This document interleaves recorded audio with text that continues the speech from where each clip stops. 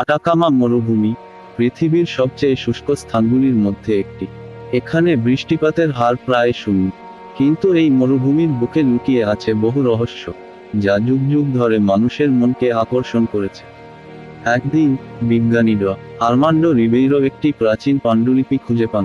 পাণ্ডুলিপিতে লেখা ছিল একটি গোপন পিরামিডের কথা, যা নাকি আটাকামা মরুভূমির গভীরে লুকিয়ে আছে।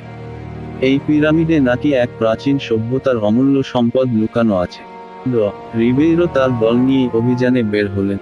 তারা মরুভূমির বিস্তীর্ণ বালি আর শিলার মধ্যে দিনরাত খুঁজতে থাকলেন। হঠাৎ একদিন তারা একটি রহস্যময় সংকেত পেলেন। সংকেতটি ছিল মরুভূমির বুকে খোদিত কিছু প্রাচীন চিহ্ন, যা দেখতে ছিল মায়া সভ্যতার লিপির মতো। দলটি সংকেতের দিকে এগোতে এগোতে একটি প্রাচীন দরজা খুঁজে পেলেন। দরজাটি খোলার সাথে সাথে তারা দেখতে পেলেন বিশাল পিরামিডের ভেতর প্রবেশপথ।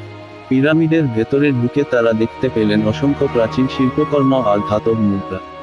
কিন্তু তাদের সামনে ছিল সবচেয়ে অদ্ভুত এক জিনিস, একটি অমরত্বের ফলক।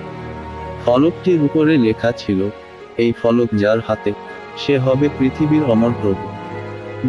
রিবেইরো ফলকটি হাতে তুলে নিলেন।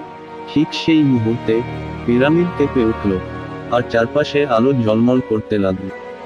হঠাৎ তারা অনুভব করলেন তারা সময়ের মধ্যে ভ্রমণ করছে। রিবেইরো ও তার দল দেখতে পেলেন তারা প্রাচীন মায়া সভ্যতার মধ্যে উপস্থিত।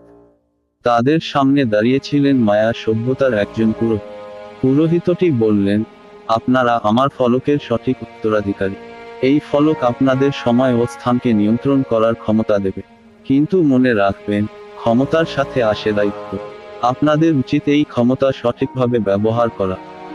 রিবেইরো এবং তার দল তাদের নতুন ক্ষমতা নিয়ে ফিরে এলেন নিজেদের সময়ে। কিন্তু তারা জানতেন, এই রহস্যময় ফলকের ক্ষমতাকে ঠিকমতো ব্যবহার করতে হবে, না হলে এই শক্তি পৃথিবীর জন্য বিপজ্জনক হয়ে উঠতে পারে। এভাবেই আটাকামা মরুভূমির রহস্যময় পিরামিডের গল্প শেষ হয়। কিন্তু এই রহস্যের অনেক অংশ এখনো অমীমাংসিত রয়ে গেছে।